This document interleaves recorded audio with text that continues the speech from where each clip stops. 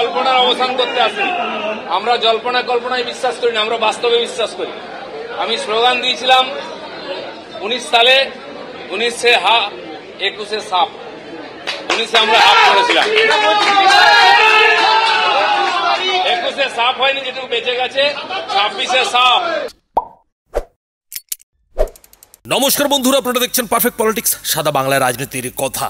বন্ধুরা, দিলীপ ঘোষ এদিন বিজেপির নতুন রাজ্য সভাপতি শ্রমিক ভট্টাচার্যের সঙ্গে দেখা করেই যেটা হুঙ্কার দিলেন যে 21-এ তৃণমূল হাফ সাফ হয়েছিল, 26-এ পুরো সাফ হয়ে যাবে। আমি বলেছি যে আমি নয়, সমস্ত পুরনো কর্মীরা আপনার সঙ্গে আছে, সবার বিশ্বাস আপনার হাত ধরে আমরা নবান্নে পৌঁছবো। আপনি যা আদেশ করবেন, সব কর্মীরা, দিলীপ ঘোষ ও পার্টির একজন সাধারণ কর্মী, আপনার নেতৃত্বে আমরা লড়াই করতে রাজি আছি।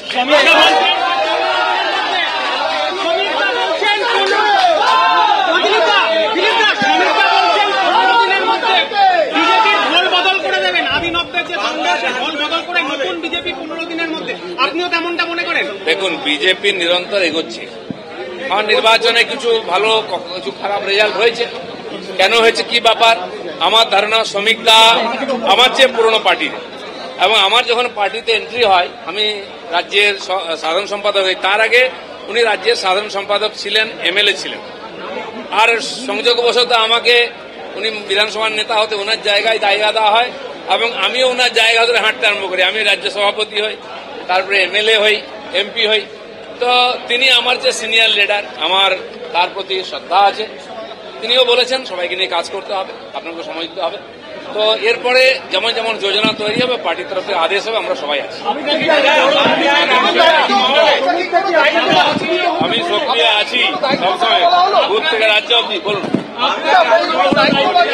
একটা ধারণা তৈরি হয়েছিল 21-এ মঞ্চে দিলীপ ঘোষকে তৃণমূলের মঞ্চে দেখা যাবে, এবং আজকে আপনার আশা এবং অনেক বিজেপি কর্মীরা তারাও একটা দেখলেন যে দিলীপ বাবু কি করবেন, কি বলবেন তাদের? দেখুন, রাজনীতিতে ধারণা তৈরি করা, এজেন্ডা চালানো, এটা একটা বড় অস্ত্র। পশ্চিমবাংলার রাজনীতিও চলছে, কিন্তু আমার মনে হয় ভারতীয় জনতা পার্টির কর্মীরা যাদের মনের মধ্যে একটু এরকম দোলাচলা এসেছিল, এটা আশঙ্কার মেঘ ছিল, সেটা কেটে যাবে, এবং তারা একসঙ্গে মিলিত হয়ে লড়াই করে পশ্চিমবাংলায় পরিবর্তন করবে।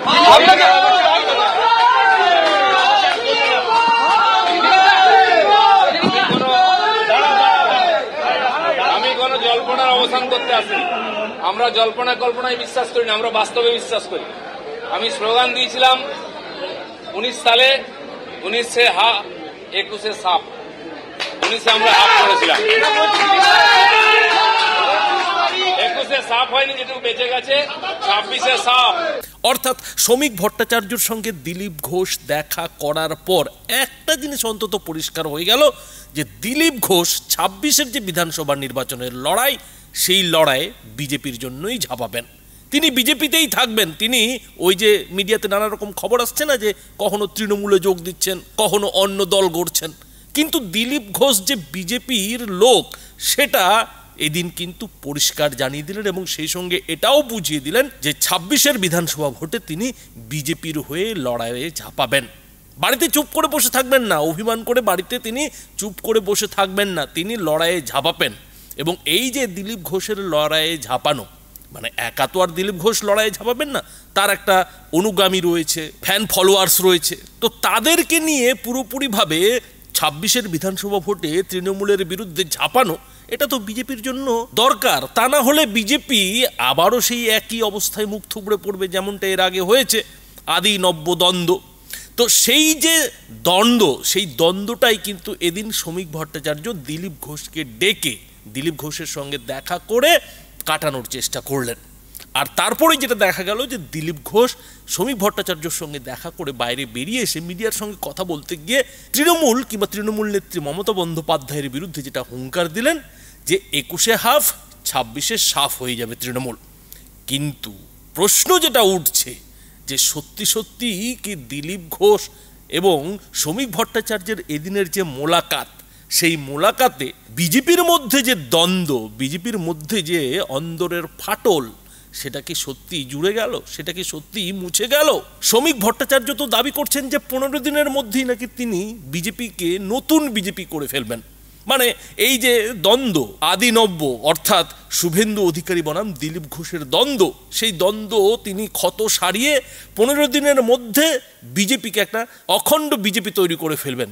আর এই অখণ্ড অবিভক্ত বিজেপি 26-এ তৃণমূলের বিরুদ্ধে, মমতা বন্দ্যোপাধ্যায়ের বিরুদ্ধে লড়াইয়ে ঝাঁপাবে এবং লড়াইয়ে ঝাঁপিয়ে 26-এ বাংলা দখল করবে, বাংলার কুর্সি মমতা বন্দ্যোপাধ্যায়ের কাছ থেকে ছিনিয়ে নেবে, এমনটাই বিজেপির নতুন রাজ্য সভাপতি শ্রমিক ভট্টাচার্য দাবি করেছেন।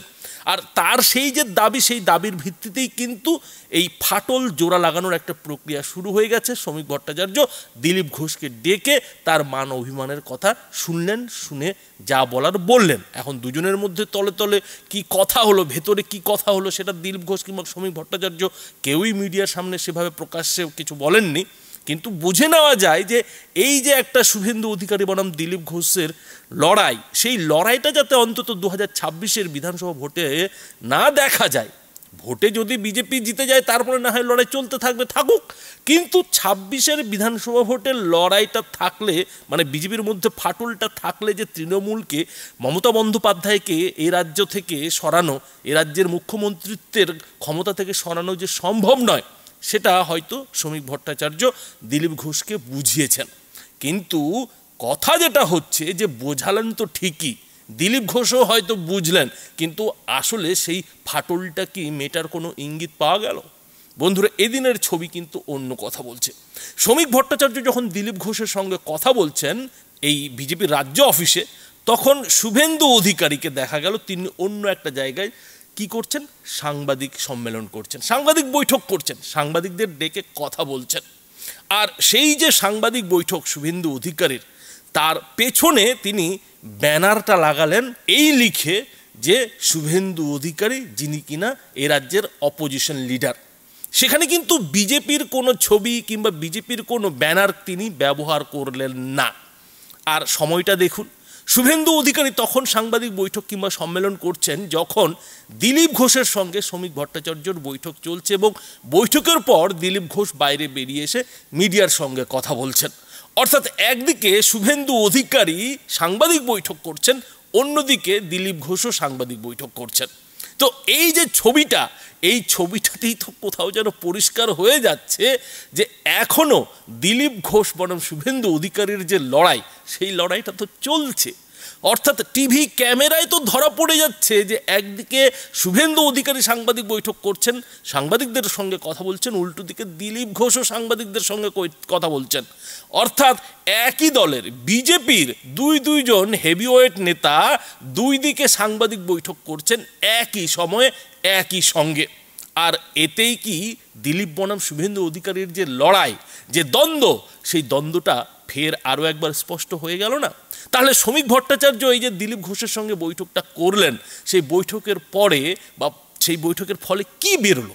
দুই নেতা তো একই সঙ্গে আবার সাংবাদিক বৈঠকে, বলতে গেলে সাংবাদিক বৈঠক করে লড়াইয়ে নেমে পড়লেন। তাহলে শ্রমিক ভট্টাচার্য দিলীপ ঘোষের সঙ্গে যে আলোচনাটা করলেন যে বিজেপির মধ্যে ফাটলটা সারিয়ে তুলতে হবে, ফাটল রাখলে চলবে না, 26-এর বিধানসভা ভোটে সবাইকে একসঙ্গে মিলে লড়াইয়ে ঝাঁপাতে হবে, তো সেটার কি হলো? এখন এইখানে অনেকেই বলবেন যে হয়তো শুভেন্দু অধিকারী একটু অভিমান করেছেন, দিলীপ ঘোষকে ডেকে যেভাবে শ্রমিক ভট্টাচার্য এদিন সম্মান দিয়েছে, কথা বলেছে, সেটা হয়তো শুভেন্দু অধিকারীর পছন্দ নাও হতে পারে। তাছাড়া এই রাজ্য বিজেপির সভাপতির পদ পাওয়ার পর থেকে শ্রমিক ভট্টাচার্য কোথাও যেন একটু শুভেন্দু অধিকারীর থেকে অন্য সুরে কথা বলতে শুরু করেছেন। যেদিন তিনি রাজ্য সভাপতির পদটা পেলেন, সেদিন শুভেন্দু অধিকারী মঞ্চে হাজির ছিলেন, দিলীপ ঘোষ সেদিন অনুপস্থিত ছিলেন। তো শুভেন্দু অধিকারীর মন রাখতে তিনি তো মঞ্চে শুভেন্দু অধিকারীর সঙ্গে তালে তাল মিলিয়ে অনেক কথাই বললেন, কিন্তু তারপরে যখন তিনি টিভি মিডিয়াতে ইন্টারভিউ দিতে শুরু করলেন, তখন কিন্তু শ্রমিক ভট্টাচার্য শুভেন্দু অধিকারীর থেকে একটা অন্য অবস্থান নিলেন। আর সেই অবস্থানটা হচ্ছে সংখ্যালঘুদের নিয়ে, মুসলিম ভোটারদের নিয়ে। তিনি কিন্তু পরিষ্কার মিডিয়াকে যেটা বিভিন্ন ইন্টারভিউতে জানিয়েছেন যে এ রাজ্যে বিজেপি শুধুমাত্র হিন্দুদের নিয়ে এগোতে চায় না। মানে মুসলমানদের যেভাবে শুভেন্দু অধিকারী দূর দূর ছায় ছায় বলে দূরে রাখার চেষ্টা করছেন, শ্রমিক ভট্টাচার্য বিজেপির নতুন রাজ্য সভাপতি হিসেবে কিন্তু সেটা চাইছেন না। আর এই যে শ্রমিক ভট্টাচার্যের অবস্থান, এই অবস্থানটা শুভেন্দু অধিকারীও তো দেখছেন। তো এই যে শুভেন্দু অধিকারীর থেকে শ্রমিক ভট্টাচার্যর অবস্থান একটু আলাদা হয়ে যাওয়া, অন্তত সংখ্যালঘু ভোটারদের নিয়ে, মুসলিম ভোটারদের নিয়ে, এখানেই কোথাও যেন রাজ্য বিজেপির দুটো মত চলে আসছে সামনে। তাতে রাজ্য বিজেপির জন্য কিন্তু ফের একটা অশনি সংকেতের মতো কাজ করছে। এখন কথা হচ্ছে যে শ্রমিক ভট্টাচার্য এই যে নতুন একটা অবস্থান নিচ্ছেন, মানে শুভেন্দু অধিকারীর থেকে একটু আলাদা অবস্থান নিচ্ছেন সংখ্যালঘু ভোটারদেরকে সামনে রেখে, সেটা কি কেন্দ্রীয় নেতাদের সঙ্গে কথা বলে, মোদি শাহদের সঙ্গে কথা বলে, নাকি নিজের মতো করে শ্রমিক ভট্টাচার্য এই অবস্থানটা নিচ্ছেন, সেটা কিন্তু একটা প্রশ্ন থাকছে। কিন্তু রাজনৈতিক বিশ্লেষকরা এটাও বলছেন যে শ্রমিক ভট্টাচার্য এই অবস্থানটা একা একা নিজের মতে নিয়ে নিচ্ছেন, এটা কিন্তু ভাববার কোনো কারণ নেই। কেননা রাজ্য বিজেপির সভাপতি হয়েছেন ঠিকই, কিন্তু তাকে তো কেন্দ্রীয় বিজেপির নেতারা যে নির্দেশটা দেবেন, যে রণকৌশলটা দেবেন, যে রণনীতিটা দেবেন, সেই নীতি মেনে তো চলতে হবে। তাহলে শুভেন্দু অধিকারী যখন এ রাজ্যে মুসলিম ভোটার, সংখ্যালঘু ভোটারদের ভোট ছাড়াই 26-এর বিধানসভা ভোট জেতার স্বপ্ন দেখছেন, রণকৌশল তৈরি করছেন, তখন নতুন বিজেপির রাজ্য সভাপতি হিসেবে শ্রমিক ভট্টাচার্য কেন সংখ্যালঘু ভোটারদের মন পাওয়ার চেষ্টা করছেন? তাহলে কি শুভেন্দুকে চাপে রাখতে শুভেন্দু বিরোধী যে বিজেপির গোষ্ঠী, সেই গোষ্ঠী কি তলে তলে কাঠি নাড়ছে, তলে তলে কি কোনো খেলা খেলছে? আর সেই গোষ্ঠীকে কি কেন্দ্রীয় নেতারা উস্কানি দিচ্ছেন, আশকারা দিচ্ছেন? প্রশ্নটা কিন্তু উঠছে। আর এই প্রশ্নটাকে সামনে রেখেই কিন্তু রাজনৈতিক বিশ্লেষকদের অনেকেই যেটা বলছেন যে আসলে হয়তো এটাই মোদি শাহদের আসল রণকৌশল, যে রাজ্য বিজেপির মধ্যে, বঙ্গ বিজেপির মধ্যে দুটো গোষ্ঠীকেই হয়তো সমানভাবে কাজ করে যাওয়ার কথা বলা হচ্ছে। একদিকে শুভেন্দু অধিকারীকে যেমন হিন্দুত্বের প্রতিনিধি হিসেবে তুলে ধরার চেষ্টা চলছে, অন্যদিকে কিন্তু নরম একজন নেতা হিসেবে, নরম হিন্দুত্ববাদী নেতা হিসেবে কিন্তু শ্রমিক ভট্টাচার্যকে সামনে রাখা হচ্ছে। আর এই স্টাইলেই তো এতদিন কেন্দ্রীয় বিজেপিও কাজ করেছে। সেই বাজপেয়ী জমানার কথা মনে করুন, একদিকে লালকৃষ্ণ আদবানি চরম হিন্দুত্ববাদী নেতা, অন্যদিকে খোদ অটল বিহারী বাজপেয়ী নরম হিন্দুত্ববাদী নেতা। তো এই যে চরম এবং নরমের মেলবন্ধন, সেই মেলবন্ধনকে সামনে রেখেই তো বিজেপি প্রথমবার কেন্দ্রে ক্ষমতায় এসেছিল, বাজপেয়ীজি প্রধানমন্ত্রী হয়েছিলেন। তো হয়তো সেই রণকৌশলটাই এই পশ্চিমবঙ্গে মমতা বন্দ্যোপাধ্যায়ের বিরুদ্ধে রাজ্য বিজেপিকে দিয়ে বিজেপির কেন্দ্রীয় নেতারা নিতে চাইছেন। তবে এখানে মজার যেটা কথা হলো যে যারা আরএসএসের নেতা, তারা চরম হিন্দুত্ববাদী পথ নিচ্ছেন না। মানে শ্রমিক ভট্টাচার্য তো আরএসএস করা লোক, তো তাকে দিয়ে কিন্তু চরম হিন্দুত্ববাদী পথ নেওয়া হচ্ছে না।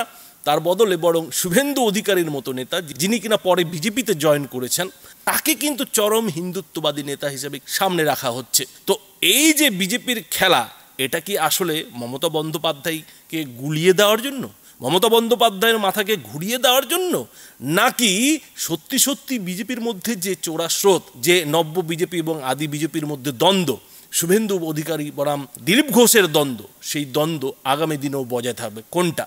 বন্ধুরা, এই বিষয়ে আপনাদের মতামত কি তা অবশ্যই এই ভিডিওটির নিচে কমেন্ট বক্সে লিখে জানাবেন। ধন্যবাদ।